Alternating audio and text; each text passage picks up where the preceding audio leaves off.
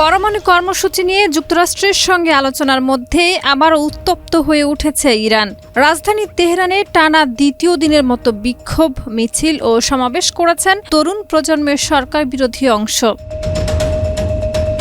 বার্তা সংস্থা agency France press AAP জানিয়েছে, গত ডিসেম্বর-জানুয়ারির আন্দোলনে নিরাপত্তা বাহিনীর গুলিতে নিহতদের স্মরণ এবং হত্যাকাণ্ডের বিচারের দাবিতে শনিবার বিক্ষোভ শুরু হয়। এর পাল্টা হিসেবে ক্ষমতাসীন সরকারের সমর্থকরাও শিয়া বাটার ও ভিটামিন সমৃদ্ধ লিলি বিউটি সোপ, তারুণ্যময় উজ্জ্বল ত্বকের জন্য।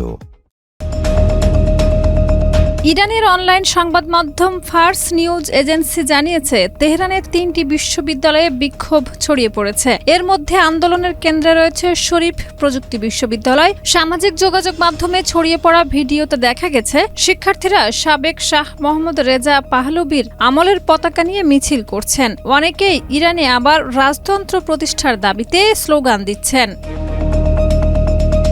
একাধিক মার্কিন নিষেধাজ্ঞার চাপে ইরানের অর্থনীতি দীর্ঘদিন ধরেই সংকটে। দেশটির মুদ্রা রিয়াল বর্তমানে বিশ্বের অন্যতম দুর্বল মুদ্রায় পরিণত হয়েছে। মূল্যস্ফীতি ও জীবনযাত্রার ব্যয় বৃদ্ধির প্রতিবাদে গত ডিসেম্বরের শেষ দিকে ব্যবসায়ী ও দোকান মালিকদের আন্দোলন শুরু হলেও তা দ্রুত দেশব্যাপী সরকার বিরোধী বিক্ষোভে রূপ নেয়।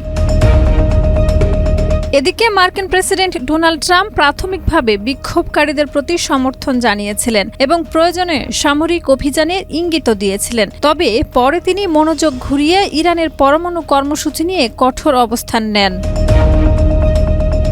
গত 6 জানুয়ারি ইরান ও যুক্তরাষ্ট্রের মধ্যে পরমাণু কর্মসূচি নিয়ে আলোচনা শুরু হয়েছে, কিন্তু একই সময়ে মধ্যপ্রাচ্যে নিজেদের সামরিক উপস্থিতিও বাড়িয়েছে ওয়াশিংটন। গত ডিসেম্বর থেকে শুরু হওয়া বিক্ষোভ নজিরবিহীন কঠোরতায় দমন করে ইসলামী প্রজাতন্ত্র সরকার। সরকারি হিসেবে নিরাপত্তা বাহিনীর গুলিতে নিহত হয়েছেন 3000-এর বেশি মানুষ। তবে যুক্তরাষ্ট্রভিত্তিক মানবাধিকার সংস্থা মানবাধিকার কর্মী সংবাদ সংস্থা HRAN দাবি করেছে, নিহতের সংখ্যা 7000 ছাড়িয়েছে। বিভিন্ন সূত্র বলছে, প্রকৃত সংখ্যা 15000-এর কাছাকাছি হতে পারে।